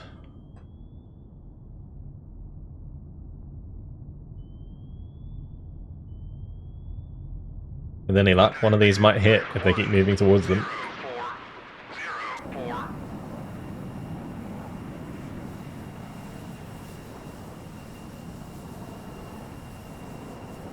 The other thing we can do is actually send up the remainder of these as anti-ship loadouts. That could be kind of fun.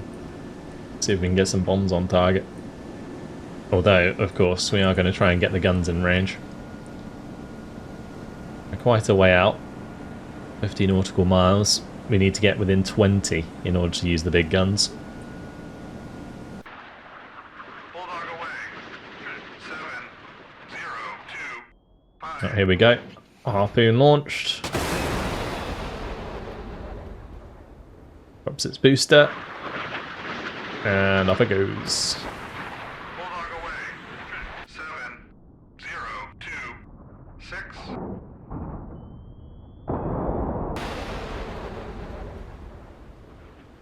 Very, very cool.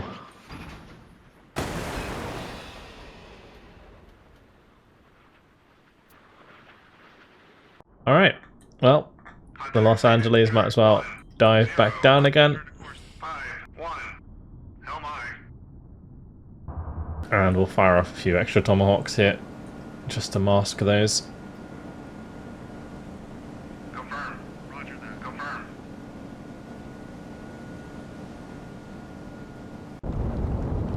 The cash-in looks like it's going down. Oh, yep. Well, that was an ammo explosion, just absolutely tore the ship apart. Nice. Good timing there. Engage track. Drop in tanks. Engage track. 7, 3, 7, 0. Turn to course 8, 2. I'm gonna let this one leave formation. Go shoot down that KA-25. Okay, well that's a KA-27 actually. This is the KA-25. This poor little KA-27's not going to have a good time either. Engage track 7. Drop in tanks. Engage track 10051.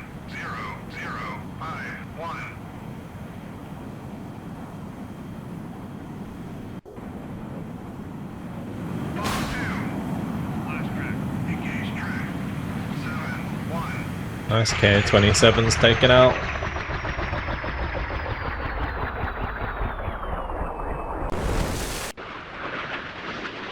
We managed to put some harpoons amongst the tomahawks.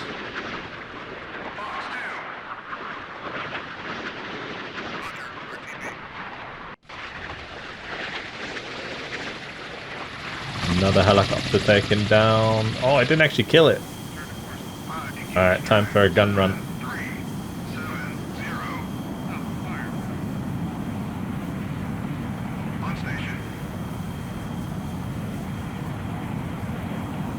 Well, the guns are underneath here.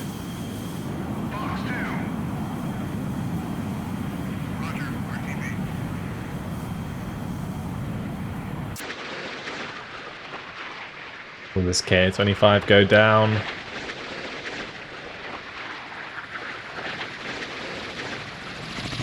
Yeah, that one's gone. Alright. Harry is lining up for a gun run.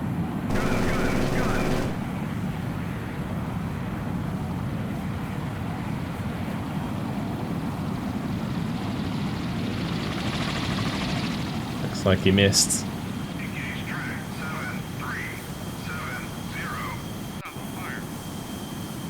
Did this one hit? Yep. Another K-27 down.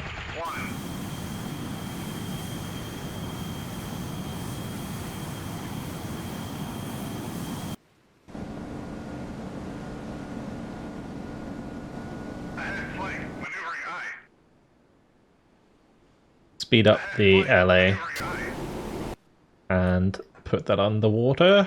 We'll go deep. That way it can speed up nicely.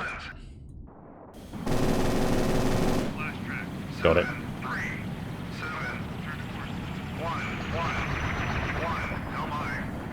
Alright, let's go nice and low. And we'll head back to the Tarawa.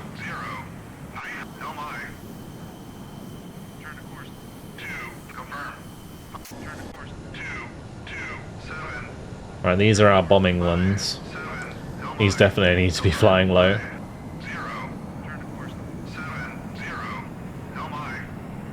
Be interesting if one of these land-based tomahawks actually hits the mark. I don't think they will. They will certainly waste their countermeasures.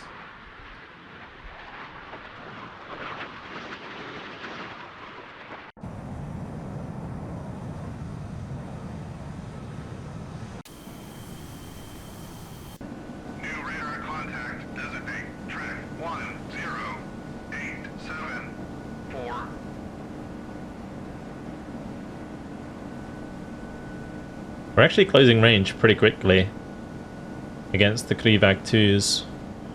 Only 42 nautical miles away now.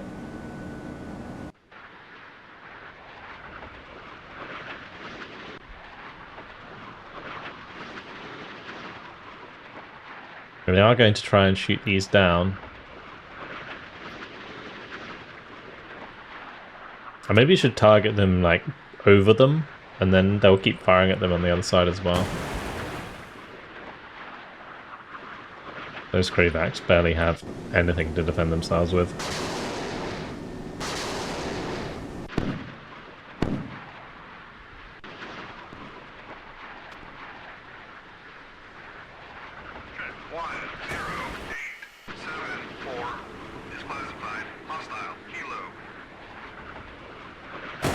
Okay, here come the actual harpoons.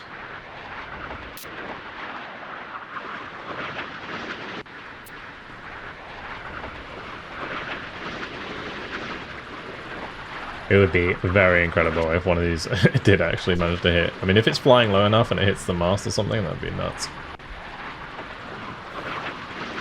This one might.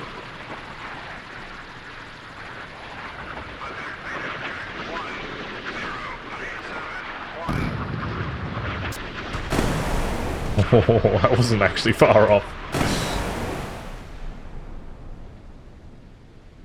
Okay. Well, in we go as fast as we can. Really hoping to take out that submarine. Now, our objective in this battle is to wipe out the Black Sea Fleet. We're almost there.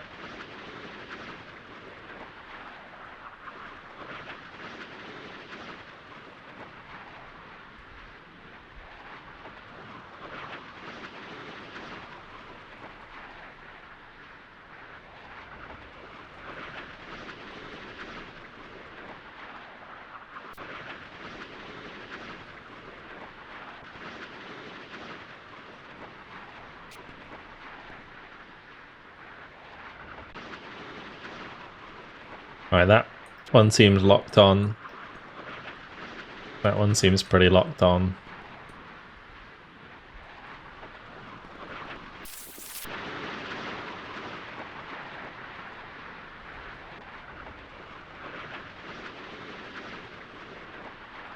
Let's just hope the chaff doesn't throw us off. Go on, Harpoon. Don't let me down.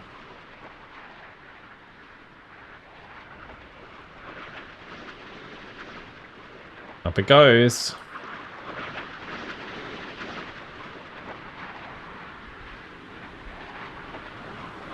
Oh, there's no way.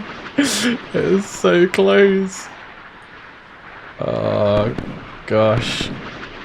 Alright, 2 more harpoons coming in for the Subramani. 1 going deep for the Krivak. Here comes the Sea Whiz.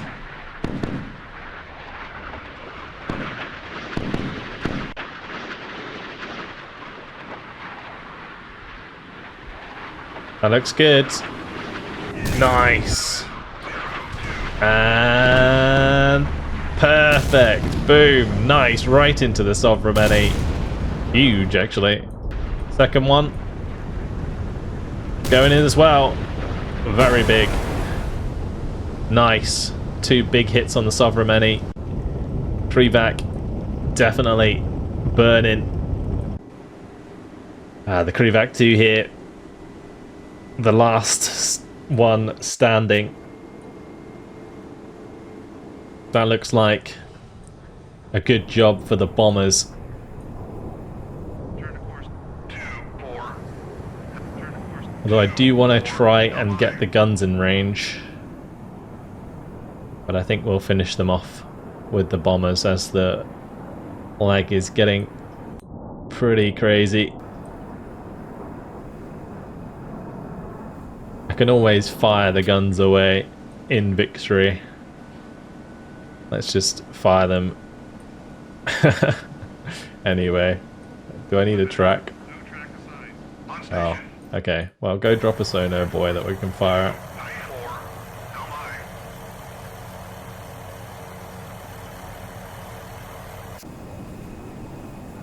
mine. How's the Subramani doing? Is it completely on fire? Let's find out. It looks pretty dead to me. It is having a bad time. The back of that ship is sinking rapidly.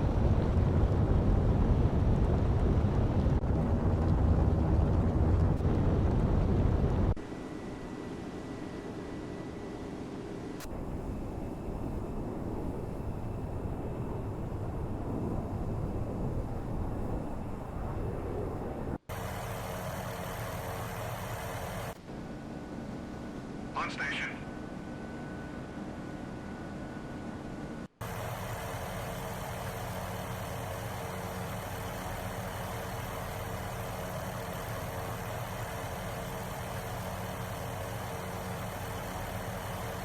Actually, I don't have sonar buoys on my map, do I?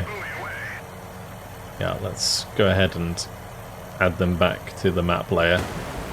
Should be plenty for me to shoot. Alright.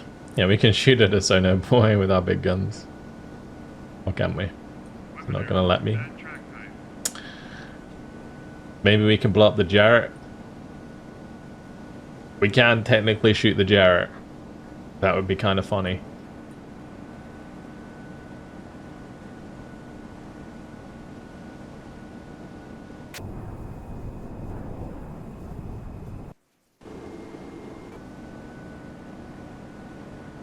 I was really hoping we'd be able to blast these big guns.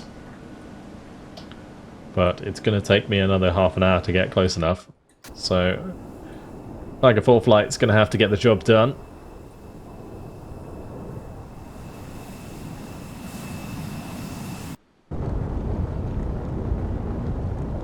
Looks like the Krivac will be going down any second. The Submarine half underwater. Tiger 4 flight is well on its way.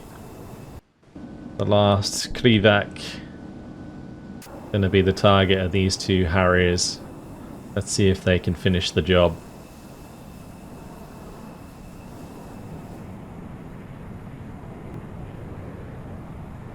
The Harriers are now coming into range. Let's tell them to go on the attack. Dropping tanks. Engage track 7020. Mark 83 bombs inbound.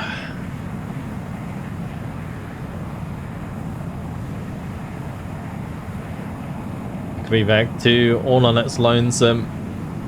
Should struggle to fend off this attack.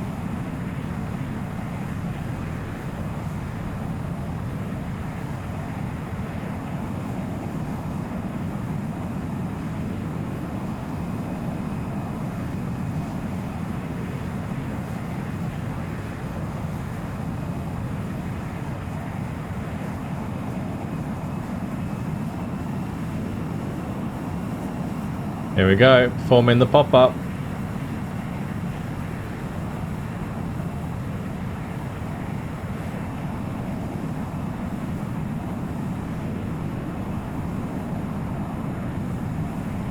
And bombs away. Roger, RTB. Bombs away. Well, that's one hit. And that's the second hit. There it is.